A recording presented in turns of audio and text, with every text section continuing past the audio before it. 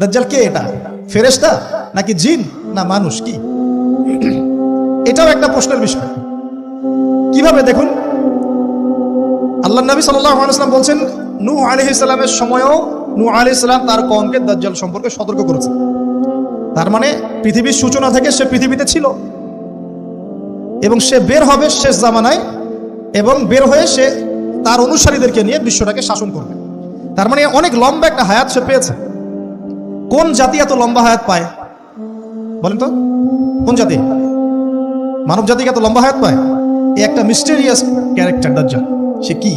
তারপরে দেখুন, নবী সাল্লাল্লাহু আলাইহি ওয়াসাল্লাম একটা হাদিসের মধ্যে বলেছেন যে তাকে ওই তামিম দারির ওই দ্বীপে বন্দী করে রাখা হয়েছে। আপনারা হাদিসে জানেন, দ্বীপে বন্দী থাকা অবস্থায় তাকে সাহাবীরা দেখেছেন অনেক বিশাল আকৃতিতে, ঠিক আছে? এবং সাহাবীদেরকে সে প্রশ্ন করছিল, তামিম দারিকে প্রশ্ন করছিল যে বাইসানের খেজুর বাগানে খেজুর কি ধরে? বলে হ্যাঁ ধরে। সে বলছে অচিরেই আর ধরবে না। তারপরে বলছে তাবারিয়া হ্রদে কি পানি আছে?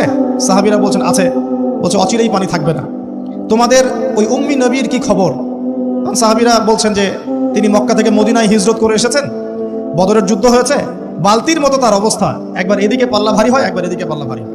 মানে বদরে জিতেছেন, উহুদে বিপর্যস্ত হয়েছেন। তখন এই ব্যক্তি বলছে যে তোমাদের জন্য উত্তম হবে ওই ব্যক্তির অনুসরণ করা। দাজ্জাল এই কথা বলছে, তোমাদের জন্য উত্তম হবে ওই উম্মি নবীর অনুসরণ করা। সাহাবীরা জিজ্ঞাসা করছেন আপনি কে? তো সে বলছে যে আমি হচ্ছি দাজ্জাল, আমাকে অচিরেই এখান থেকে মুক্ত হওয়ার অনুমতি দেওয়া হবে, তখন আমি এই পৃথিবীটাকে শাসন করব।